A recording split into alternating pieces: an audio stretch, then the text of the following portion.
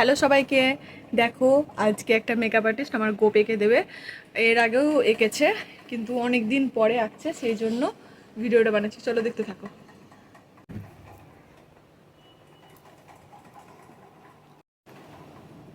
আমার চমৎকার লাগছে, পুরো ব্রোকে হেভি লাগছে আজকে। করছো এরকম বিচ্ছিরি করে এঁকো না, রাজাদের মতো এঁকে দাও হ্যাঁ, না। সবসময় রাজাদের মতো। দেখি দেখতে দাও না আমাকে। দাঁড়া, এই বেশি পাকাবি না। পাতলা ভুরু কি ভালো লাগে নাকি? এর সাথে একটু ডিপ হবে ভুরুটা।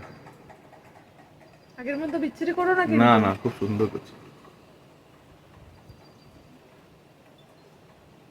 বাবা এরকম কিরকম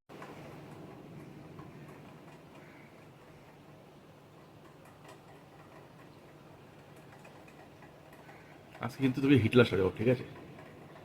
ভালো লাগবে? চুপ, বেশি কথা না।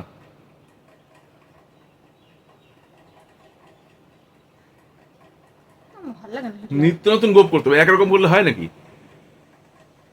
তুই একজন বড় শিল্পী, সমস্ত চরিত্র তোকে অভিনয় করা উচিত। মা তুমি এত জোরে জোরে করছো, জ্বালা করছো। দাঁড়া দাঁড়া দাঁড়া, আগে দেখবি না? দেখবো না, পুরো কমপ্লিট করার পরে দেখবো। ওকে।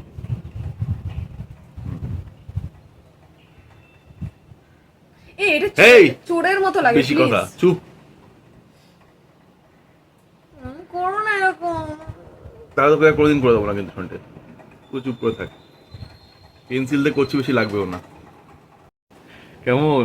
তুমি বলো কেমন লাগছে? হেভি লাগছে, হেভি, ফাটাফাটি। এ মা, এটা কি গোপ করেছো বুঝছেন?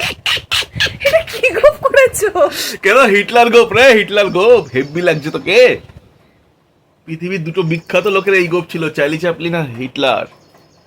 তাহলে কি আমি থার্ড পার্সন? তুই থার্ড পার্সন, তুই 3 নম্বর। তারা এখন নেই, তাদের জায়গা তুই দখল করতে এসছিস, রুল করতে এসছিস।